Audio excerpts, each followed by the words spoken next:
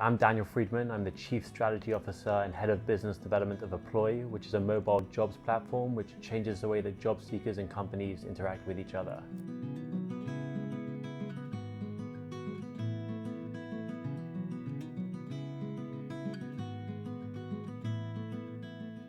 Was actually born a US citizen, although I was born in London, and as I tell people, I just speak like the founding fathers. But I always had an interest in America because of my connection, and I started off as a journalist, and as a journalist I covered Europe, Africa and the Middle East, and then I wanted to learn US politics, so I moved to the US to pursue that and never left. I always want to do something that has an impact, and then different opportunities present themselves in a way to have that impact. So I started off as a journalist where you're really advocating from the sidelines. Then I had the opportunity to work at the United Nations and in policy and politics where I could directly help shape policy and help shape what people were doing. And then I had the opportunity to go to the private sector where sometimes you can move faster than you can in government and have an impact that way. I co-authored the Black Banners with an amazing gentleman called Ali Soufan, who was a former top FBI agent, and he was at the center of a lot of critical events in America's history. He was like the FBI agent who came closest to stopping 9/11 before it happened, but because the CIA and the FBI weren't sharing information, that didn't happen. He was actually got most of the interrogations, most confessions from Al-Qaeda members, and he did it cleanly, which was an important lesson to the US that you can get information and you can do it in line with US values. I think 9/11 woke the US up to the fact that it had to take a stronger line against Al-Qaeda, a stronger line against evil that existed out there in places like Yemen, in places like Afghanistan, and in other places. The US was not taking actions it should have taken through the past. And there were also flaws within our system, such as the CIA not sharing information with the FBI, people not following up on sudden leads or not being able to follow up on sudden leads.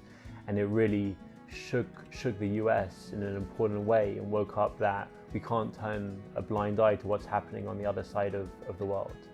I love journalism and probably would have continued, but I was just offered a great opportunity to get involved in policy and politics and work with some really fantastic people that it was too good an opportunity to pass up.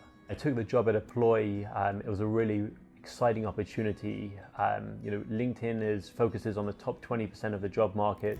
The other 80% of the job market really hasn't changed on that initial point of interaction between companies and job seekers. All that's happened is that the traditional application has gone online, but it's still very one-dimensional, and it is really ripe for disrupting.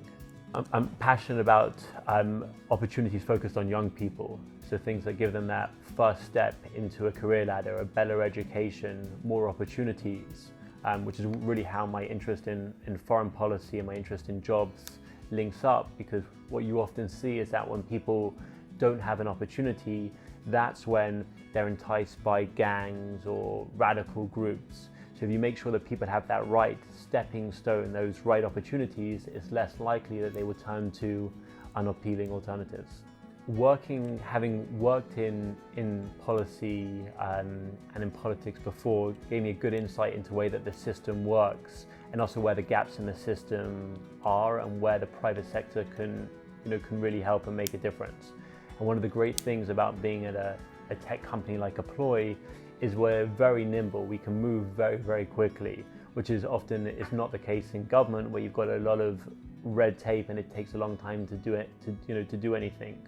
So we've had really terrific situations with Apploi where a non-profit group or even a government entity would come to us and say, listen, we need help in this area.